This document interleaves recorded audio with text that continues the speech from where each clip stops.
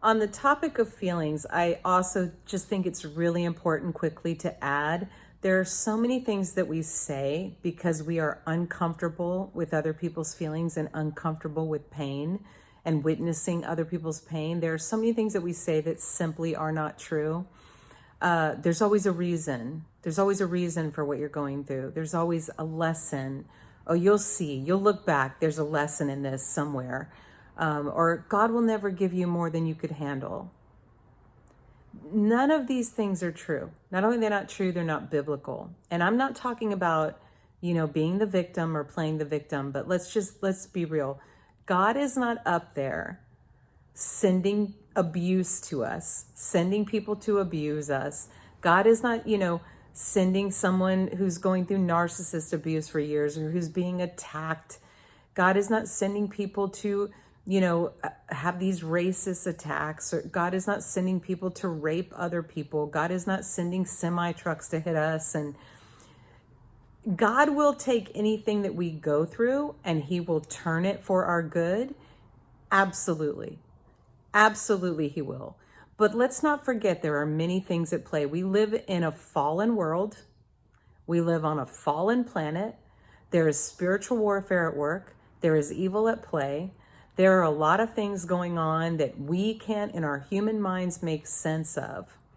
But to tell people that have been through the unthinkable that there is always a reason, there must be a reason that this happened to them, or there must be a lesson for them to learn in this unthinkable, horrific thing that they've just experienced, or that God would never give them more than than they could handle.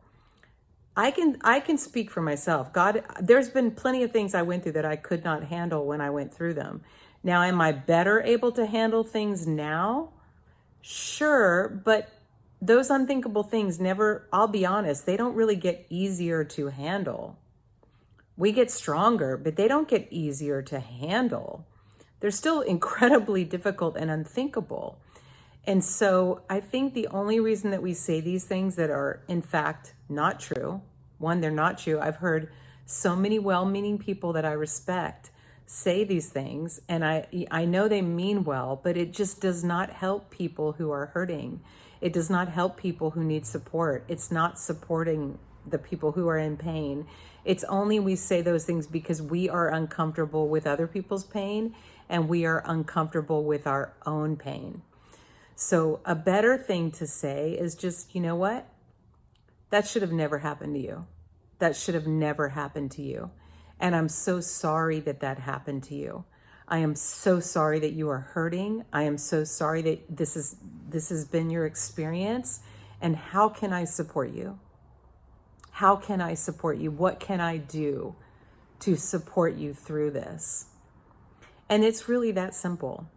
It's that simple. But I just think it's important when we're talking about feelings and how much we struggle with emotions and feelings, especially what we label as negative feelings, when there really aren't negative feelings. There are appropriate feelings for whatever the circumstance. There are all kinds of feelings.